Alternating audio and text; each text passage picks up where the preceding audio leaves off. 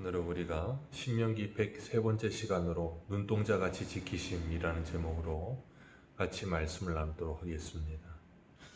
우리가 세상에 살아가는 동안에 세상 사람들이 이 세상을 광야와 같다, 적막하고 삭막하다라는 표현을 사용합니다.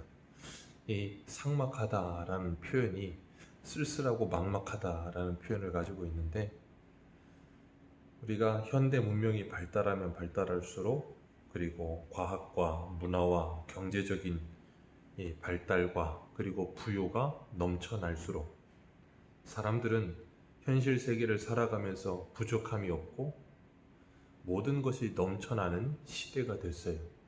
그래서 우리나라에서도 부자든 가난한 사람이든 과거의 우리나라와 비교를 해보면 넘치도록 부유함을 누리고 사는 시대가 됐습니다. 그래서 과거의 우리나라와 비교를 해보면 비교할 수 없을 만큼의 엄청난 풍요를 누려요. 그런데 사람들은 세상을 살아가면서 힘들고 더 괴로운 시대를 살고 있습니다. 그 이유는 세상살이가 편리해졌는데 사람들의 영혼은 평안이 없기 때문에 그래요. 뭐든지 편리해졌습니다. 바다 위로 다리가 놓아졌다던가, 집집마다 자자가격이 있다던가, 사람마다 다 휴대전화가 있다던가, 그리고 가전제품들이나 우리들에게 주어지는 모든 것들, 인터넷 이 생활이나 모든 것들이 편리해졌어요. 그런데 사람들의 마음은 참된 평안을 찾을 수가 없는 거예요. 그래서 우리가 어제 살펴봤던 예레미야 4장 10절에 내가 이르되 슬프도소이다, 주 여호와께서 주께서 진실로 이 백성과 예루살렘은 크게 속이셨나이다. 이르시기를 너에게 평강이 있으리라 하시더니 칼이 생명에 이르렀나이다 라고 고백하는 것처럼, 그들 스스로가 평안이 없는데 사람들에게 자꾸 평안하다 평안하다 하면서 사람들로 하여금 잘못된 거짓 평안에 매몰되게 만들어 버리는 거예요. 오늘날의 시대가 그래요. 그래서 이 세상은 끊임없이 사람들에게 평안하다고 거짓말을 합니다. 그래서 사람들은 자신들이 평안한 줄 알아요. 그런데 평안한 게 아니고 실상을 들여다보면 그냥 편리한 겁니다. 모든 게 편리해졌어요. 그런데 모든 게 편리해지면 편리해질수록 사람들은 더 많은 일을 하게 됐고요. 과거와는 비교도 안 될 만큼 한 사람이 엄청난 일을 합니다. 그러다 보니까 더 많은 스트레스가 사람들을 사로잡아 버렸어요. 그 많은 스트레스를 해소하기 위해서 더 많은 것을 소유하려고 들어요. 그래서 자기가 소유하지 못하던 것들을 더 많이 일해서 돈을 벌고, 그걸로 더 많은 것을 소유하고, 그것으로 자신의 스트레스를 풀려고 하고, 그런데 이것이 풀리질 않아요. 그러니까 무한 반복하는 메비우스의 띠처럼 계속 반복되는 거예요. 그렇기 때문에 그 생활에서 벗어나지를 못하는 거예요. 자신이 뭔가를 소유했기 때문에 또 그걸 갚아야 하고, 그걸 또 갚으면 또 다른 것이 소유하고 싶어지고, 그럴수록 사람들은 더욱더 예민해지고, 정신적으로, 영적으로 사람은 점점점 다운되게 되어 있고, 분명히 더 많은 것을 소유하고는 있는데 그 소유하고 있는 모든 것들이 만족을 주지 못하고 평안을 주지 못하고, 그러다 보니 사람들은 그 마음이 점점점 강팍해지는, 단단해지는 거죠. 우리가 어제 예레미야 말씀 표현대로면 그 마음이 묵은 땅처럼 단단해져 버리는 거예요. 그런 마음이 바로 황무지와 광야와 같은 마음이고 삶인 거예요. 그래서 오늘 본문 10절을 보면 여호와께서 그를 황무지에서 짐승이 부르짖는 광야에서 만나셨다, 그렇게 표현하고 있어요. 황무지와 광야에서 그들을 만나셨다. 그 황무지 그리고 그 광야는 짐승이 부르짖는 광야라, 그렇게 표현하셨어요. 그리고 그곳에 혼자 있는 것 같은데 그게 아니고 하나님께서 그곳에서 만나주셨고 우리와 함께 하시며 호위하시고 보호하시고 자기 눈동자같이 우리를 지키셨다라고 표현하세요. 하나님께서 우리들을 그렇게 함께 하여 주신다는 거예요. 신약 성경에 보면 사도 바울이 에베소에서 두란노에서 하나님의 복음을 가르치며 거기서 사역을 하는 동안에 수많은 맹수들이 그에게 달려들었다 그랬어요. 근데 사도 바울은 고린도전서 15장을 보면 그 맹수들과 사람과 같은 방법으로 싸우지 않았다 그랬어요. 그리고 나는 날마다 죽었다라고 표현합니다. 그러나 그렇게 날마다 죽는 사도 바울을 하나님께서 그 맹수들로부터 보호하시고 그 맹수들로부터 하나님께서 지켜주셨다는 거예요. 그 하나님은 오늘도 우리와 함께 하시면서 이 세상을 살아가는 우리들 주변에 있는 수많은 맹수들로부터 우리를 지켜주실 줄 믿습니다. 광야와 같은 세상, 황무지와 같은 세상이라 할지라도 그곳에 하나님이 우리와 함께 하시기만 하면 되는 거예요. 마치 다니엘이 사자굴에 들어갔을 때 하나님께서 그 사자의 입을 막으신 것처럼, 그 세 친구가 풀무불에 들어갔을 때 하나님의 아들이 그 풀무불에 그들과 함께 하신 것처럼 하나님께서는 오늘도 우리와 함께 하세요. 그래서 오늘 11절을 보면 마치 독수리가 자기의 보금자리를 어지럽게 하며 자기 새끼 위에 너풀거리며 그의 날개를 펴서 새끼를 받으며 그 날개 위에 그것을 없는 것 같이 하나님께서 이스라엘을 광야에서 인도하셨다는 거예요. 하나님께서 이스라엘 백성들을 광야에서 어떻게 훈련하셨는지를 독수리를 비유로 들어서 말씀하시는 거예요. 마치 독수리가 보금자리를 어지럽게 하면 자기 새끼를 떨어뜨리게 되고 그 새끼가 떨어지면서 막 날개질하면서 푸닥거리게 되고 그러면 그걸 다시 받는다는 거예요. 다시 받아서 올려놓고 또 떨어뜨리고 그렇게 해서 나는 훈련을 시키는 것처럼 하나님께서 이스라엘 백성들을 광야 40년 동안 그렇게 훈련시키셨다는 거예요. 그래서 그 광야 40년은 하나님이 그들과 함께 하시는 40년이요.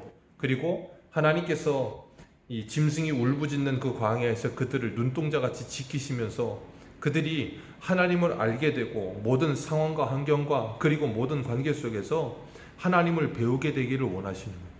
그래서 하나님께서 마치 보금자리를 어지럽게 하며 새끼 위에 날개를 너풀거려서 그것이 다 그 보금자리에서 이렇게 쫓겨나가는 것처럼 보이기는 그런 상황을 통해서라도 그들을 훈련하신다는 거예요. 우리가 사도행전을 보면 잘 알다시피 예루살렘 교회에 사도 베드로가 설교했을 때 3,000명씩 회개하고 5,000명씩 회개하고 말도 안 되는 숫자가 회심하여서 예루살렘 교회에 모였습니다. 그리고 날마다 그 수가 더하였다 그렇게 표현하고 있어요. 분명히 주님께서는 사도행전 1장 8절에서 오직 성령이 너희에게 임하시면 온 유대와 사마리아와 땅끝까지 이르러 내 증인이 되리라 그러셨는데 그들은 땅끝까지 이르러 증인된 삶을 살러 가지 않고 예루살렘 교회에만 머물러 있는 거예요. 마치 독수리 새끼가 그 보금자리에만 머물러 있는 것처럼. 그러니까 하나님께서 어떻게 하세요? 그 보금자리를 어지럽게 하며 날개 위에 너풀거리는 것처럼 유대인들과 그리고 사울을 통하여서 예루살렘 교회를 핍박하셨어요. 예루살렘 교회가 핍박을 당하자 어떤 일이 일어납니까? 수많은 사람들이 흩어지는 거예요. 우리는 그들을 디아스포라라고 부르죠. 그렇게 흩어져서 이방 땅으로 흩어지고 그들이 그곳에 가서 복음을 전하기 시작하면서 하나님의 나라가 확장되게 하셨어요. 그러는 가운데 많은 시행착오도 있고 많은 문제도 있고 하지만 그 모든 문제와 상황을 하나님께서 통하여서 하나님의 백성들을 가르치시고 그리고 거기에서 그들을 눈동자같이 지키시며 하나님의 날개로 업어 그들을 인도하시듯 인도하신다는 거예요. 오늘 12절 말씀에 여호와께서 홀로 그를 인도하셨고 그와 함께한 신이 그와 함께한 다른 신이 없도다라고 말씀하십니다. 하나님께서 이스라엘 백성들을 보금자리를 어지럽게 하며 새끼 위에 너풀거리며 날개를 펴서 새끼를 받으며 그 날개에 업은 것처럼 마치 출애굽기에서 하나님께서 이 표현을 그대로 사용하시는데 그렇게 이스라엘 백성들을 하나님의 등 위에 업고 그들을 인도하셨다는 거예요.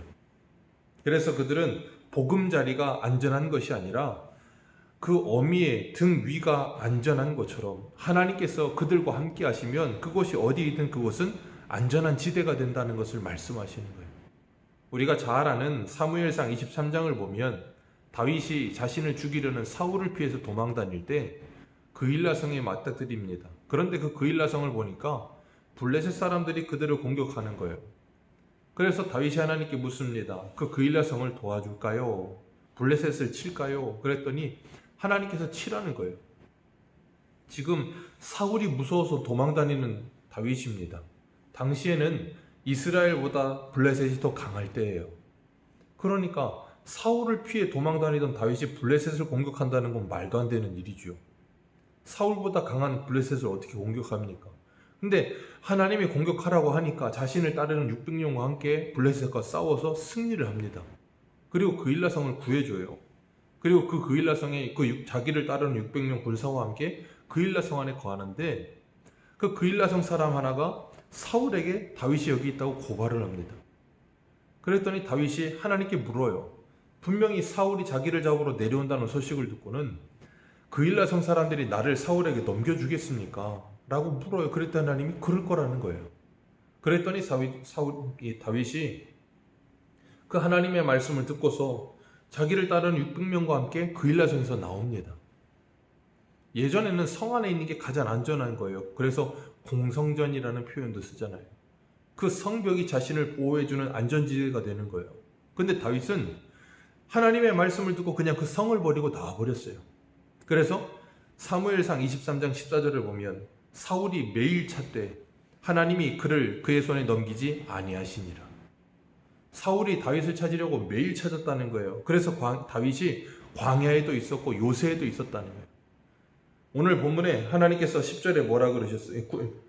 10절에 황무지에서 짐승이 부르짖는 광야에서 그들을 만나시고 호위하시며 보호하시고 자기 눈동자같이 지키신 것처럼 하나님께서 다윗도 그렇게 지키셨다는 거예요. 그러므로 사울이 매일 찾아도 찾을 수 없게 하나님께서 보호하여 주셨다는 거예요. 하나님께서 다윗과 함께 하심으로 다윗은 그일라 성 안보다 하나님의 품 안이 더 안전지대였던 거예요. 오늘 저와 여러분들도 우리가 안전하다고 생각하는 그 보금자리가 무엇이든 그것보다 하나님의 품이 더 안전한 줄 믿으시길 바랍니다. 하나님께서 우리를 보호하시면 세상이 우리를 건드리지도 못한다고 요한일서 5장에 분명히 말씀하셨어요. 그 하나님께로부터 난 자 예수 그리스도가 우리를 지키시면 악한 자가 건드리지도 못하게 분명히 막아주세요. 오늘도 그 하나님과 함께 하시면서 하나님만이 우리의 구원자 되며 우리에게 다른 신이 없음을 분명히 배우며 그 황무지와 광야에서 우리를 눈동자까지 지키시는 우리의 하나님을 경험하고 알아가는 복된 하루 되시기를 주님의 이름으로 축복합니다. 기도하겠습니다.